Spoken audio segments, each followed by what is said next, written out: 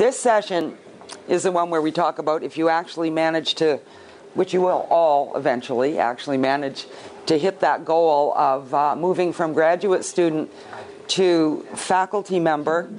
And specifically what we're going to talk about today is if you manage to move to that coveted tenure track position where you're finally moving into a university as generally an assistant professor when you're starting out.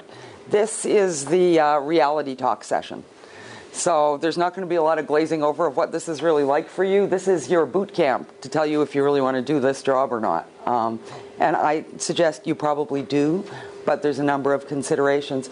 It's interesting to watch. My name is Carol Miles. I am the Director of Learning Technologies and Teaching Support here at Carleton. And I am also the Director of the Educational Development Center, which is our teaching and learning center here.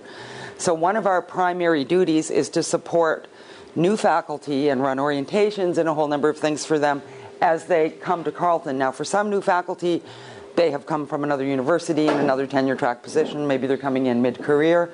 For other new faculty, they are new, as a number of you will be first when you walk into your first tenure track job.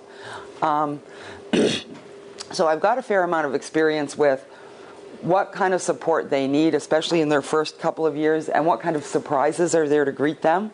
As well, we work a lot with teaching assistants and graduate students in general, sort of transitioning into that teaching job. But over the years working with these people, and from my own experience when I went into my first faculty position, there are a number of differences, and there are a number of things that you really don't necessarily expect to happen that do. You're really making quite a big transition, even if, as I did, I worked for years teaching at a community college, and then I went and did a Master's of Education, and then while I was doing my PhD in educational psychology, I taught sessionally at the university. I TA'd, I did lab instructors, I taught sessionally back at my college. This was out in Calgary. So when I walked into my first academic tenure track job, which was at another university here in Ottawa that shall remain nameless, I had done a lot of teaching. I had about more than 15 years of teaching under my belt by then. So the teaching piece wasn't a big surprise, but the rest of it was. So there is something very special about this full-time faculty position, that the more prepared you are going into it, the more successful you will be and the happier you will be in the long run. Here's your first really big challenge. The prize for you for how long has been you've got to complete your degree. Your completion of your degree has been something really, really critical all the way along, correct? You're focused on it. When we do sessions for TAs, how many of you have been teaching assistants throughout the process? Or research assistants or something in the process. One of the things we hammer into our TAs is don't forget your own academic work, because it's really easy to procrastinate and mark papers rather than write your own papers. And the most important thing all the way along is that academic prize, which is finishing your dissertation, defending it, and getting to be called doctor. That's a very important part to this whole thing. However, that prize is now gone, and this is very, very disorienting for people. You've worked toward it, most of us, for a number of years, and it's usually one project that just grows and grows and becomes monstrous toward the end, and it becomes your life. And it's very difficult to stop thinking about that.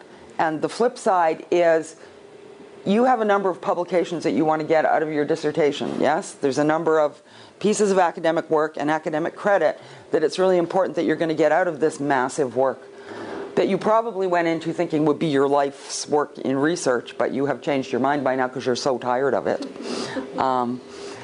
And that is probably the easiest thing that there is to forget once you get into the day-to-day life of being an assistant professor, is that work, it's there. One of the most devastating things that happened to me when I walked into my first tenure track job at that other university is not Carleton, that's in Ottawa, was that I had a couple of definitive lines of research. I had been at the University of Calgary that I had been working on in Calgary that were not directly toward my dissertation, which was a big structural equation modeling exercise regarding the development of intelligence. I was in educational psychology. And I was hired into a measurement position, educational statistics and measurement, at that other university. And I sat down with the VP or our Vice Dean Research my first couple of weeks there and said, he said, what kind of research projects are you looking at working on? And I said, oh, well, I'm doing this and that. And a couple of them really had nothing to do with measurement because they were things that I had gotten involved in. And he said, oh, well, of course, those won't count, though. Because you've been... Now, most universities don't do this. But that other university does. And it was, if it's not directly in educational measurement, then those won't count towards your academic productivity. These were fairly high-end research activities, a couple of which I had actually been acting as an expert witness out in Alberta working on, and had been doing international things on. So I was just crushed, even at that. It's like, what do you mean all this doesn't count? I have to go back and do something else. Now, here's the anecdote to this that may or may not tell you the story, because the corollary of that was when he said, but I have a couple of projects that I'm just beginning working on that would count, and I'd be happy to help you begin to work with me to assist on those projects. So this piece of work that your dissertation is, or the other work that you've been working on, may or may not move us forward with you. And what we tell graduate students, honestly, my on-the-ground advice to grad students, if they're just in the point where they're picking their topic, especially for their doctoral work, master's work not so much, is make it quick, make it easy, get in, get out, get done, and then pursue your life's work.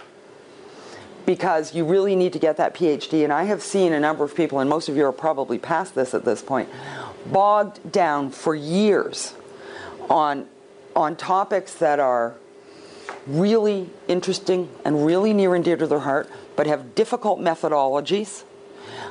People that get into these huge quantitative studies where you're going to interview 10,000 people and you're going to transcribe every one of those interviews and code and do all those things. And you talk to them 5 or 6 years later and they say, well, I'm still trying to find participants.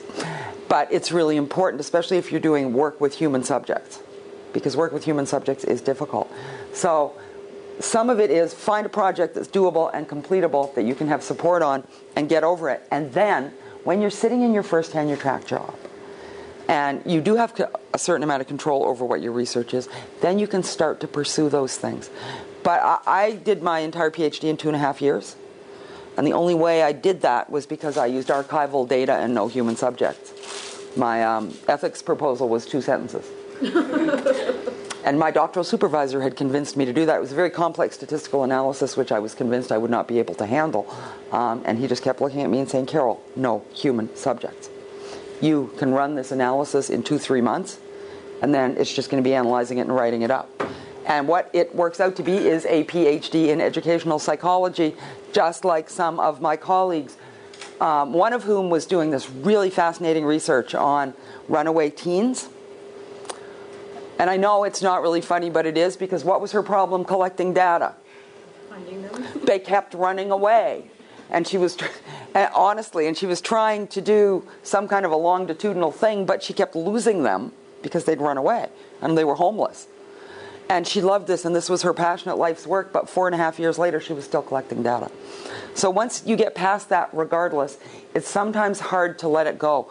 So you need to remember that you may lose interest in what you thought was going to be your life's work because you have worked it to death. And how many times have you read that last draft? And how many times have you had other people read it? By the way, once it's defended and bound, don't read it ever again, because you will find errors in it and they will keep you up at night. Because they are never error-free. But you've gotten to that point and you're there.